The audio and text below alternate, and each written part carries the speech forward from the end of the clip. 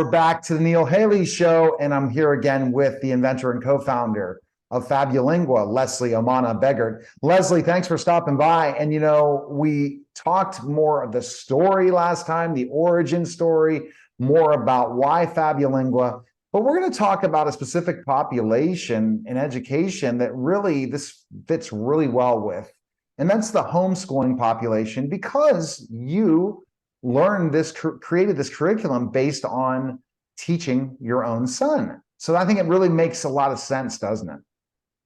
Yes. I mean, I really developed this curriculum when I realized that I wanted my kid to learn Spanish, but that the tools out there were not very substantial. There were definitely lots of tools that would teach you, flashcard kind of thing, learn your colors, learn your numbers, but that's not learning a language. I really wanted him to really come a long way on the path to proficiency. And you don't do that by learning stacks of vocabulary. And so I developed it through children's stories, because we all know how powerful children's literature is to teach us English.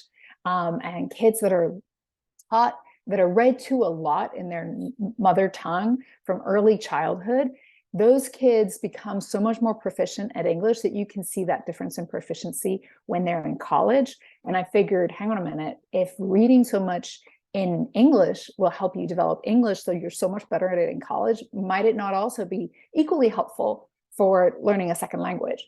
So it's really developed and based on that. And it's a literature-based method of teaching a second language. And I developed a patent, a methodology around it, and it works really well for teaching your kids independently at home. And the reason that it's so popular amongst homeschool teachers or homeschool parents, is that really the parent doesn't actually need to be able to speak the language themselves. You can download Fabulingua, your kid can embark on it, and they are going to hear so much of a native Spanish speaker speaking that it doesn't matter that you as the parent don't speak any Spanish. They are going to be tuned in to a native Spanish speaker the whole way through. And all of them develop this really very near native pronunciation that we hear back from a lot of parents about. So the parent learns as well as the child, it sounds like. Yes, we have so many parents who write back, they're like, oh my God, we're ready. I'm learning alongside my kid. I overhear it all the time. So yeah. And so it can be done independently or working together. Yes. So each account comes with 6 profiles. So we actually tested a lot of it on homeschooling families as we were developing the product. And one of the things we noticed is that homeschool families tend to be larger, or often are. So we wanted to create a sort of generous amounts of each of accounts for each family, and I think that's been appreciated a lot. So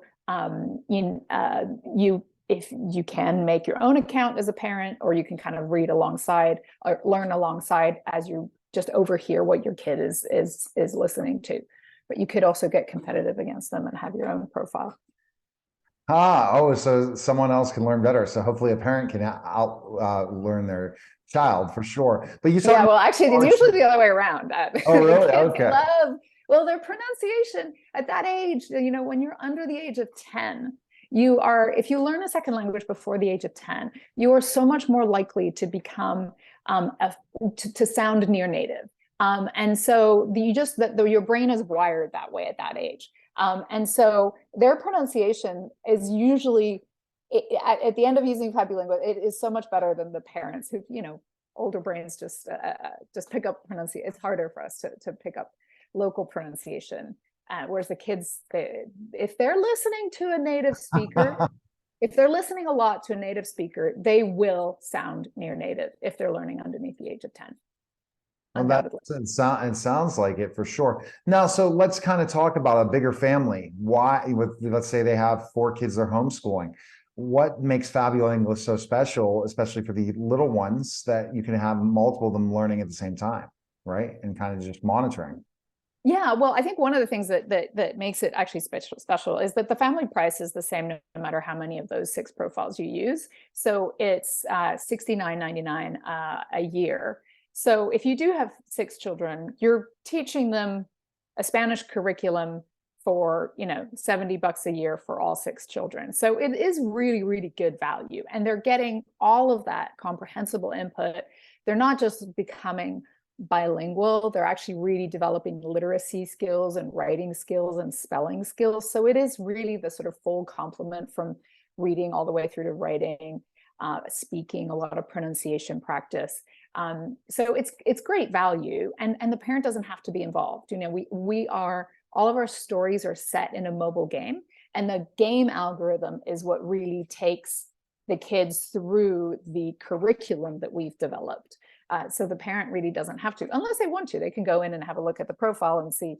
And we will come up with a homeschool parent dashboard in the next few months. But up until then, really, the kids just are playing games. They don't really care about the learning side of it. But it's in a story format, the mobile game. So kind of explain, if they give us an example of a story. Yeah. So you land on the island of Fabulingua. It's this beautiful island. It's got lots of locations that are all locked. And so you have to go in and get to know the local characters, which are all kind of animals. They're cats and mice and, frogs, etc. And you get to know them by hearing their story. So you would go into a location, say the pond location, there's 3 characters in there, you tap it and you get to hear their story. And then you hear their story in different ways. The first time you're really working on what we call the magical translation, which is where we're giving you what's called comprehensible input, so that you really starting to understand it. And then the second time you hear the story, you're working on pronunciation, you're doing a lot of imitation of the narrator. And you work your way many times through the same story over again. You play a lot of different mini games on the story that test comprehension. They start developing spelling. They start developing some grammar concepts. And it's all about the vocabulary from that story. So there's a learning path that we have for each story. And once you've gone through a certain amount of levels of all of the characters in one location, you then win enough compasses to open the next location, and then you would do that work again. And basically each time that you read a story, you earn golden keys, and you can take your golden keys to our shop, our fabled shop, and in there you can use your keys to buy different kinds of treasure chests. And the treasure chests have got cards for a card battler, they've got magic stickers for a magic sticker book, and they have later on we're going to have avatar parts like clothing and accessories for your avatar. So it's just a lot of fun things that you are getting as you progress, and you collect more keys from reading, and that way you can play these card battles. And the card battler is like it hasn't been developed yet. Right now, you're still collecting cards for the card battler, but eventually it becomes like a Pokemon type of card battler with all of our characters. So that's really cool. And what age does it start, and what age can you advance to in Fabulingua? So it's a pretty broad age group. It's ages 2 to 10. Now, obviously a 2-year-old is going to use it very differently from a 10-year-old, and a 2-year-old is going to use it more with their parent. The parents kind of get them to the right story. But really what the 2-year-old's just doing is listening to stories, and maybe starting to follow the highlighting, because we highlight as we read so that they can focus on the letters. And so then maybe you would as a parent kind of run your fingers along. And that's really how but it's very useful, right? For a 2-year-old's ear to start training on the language that you want them to learn. Whereas a 10-year-old is being very strategic about, I want to collect this treasure chest, therefore I need to have this many keys. I think I'm going to read this story here. And we set up a gaming algorithm to incentivize them to go through the curriculum and to be working on the things that they are needing to work on. So the 10-year-old is pretty strategic gamer, and the 2-year-old is just listening to stories, but it's still the same content. So as a family, if you've got a broad age of kids, you can all still be covering the same content, but with kind of very different mindsets about it. And for this language of Spanish, what kind of Spanish are they able to speak by the time 10 if they go through Fabulingua that way? So, in terms of, we started the very beginner level and we go to an intermediate level. Right now we have 5 locations. We have 16 different stories. And in terms of the kind of Spanish, it's a pretty mid-Atlantic Spanish is what I would call it. We use the soft S of Latin America, the S sound for the C's and the Z's that you would use in Latin America, but it's got a pretty neutral accent. It's not very extreme. And it depends on the stories. We don't often use vosotros, but if there's a story that's been written by a Spanish speaker, we honor that writer, and vosotros sometimes comes up, and we think it's also good for kids to have come across that. But it's mostly a Latin American kind of slant. Mm-hmm. And the feedback you've been getting from homeschool parents, especially during COVID, is amazing, right? The stories. Yeah, no, yeah. They really love the fact that the kids are getting this great exposure to totally, native pronunciation. They get to play with it as much as they want to.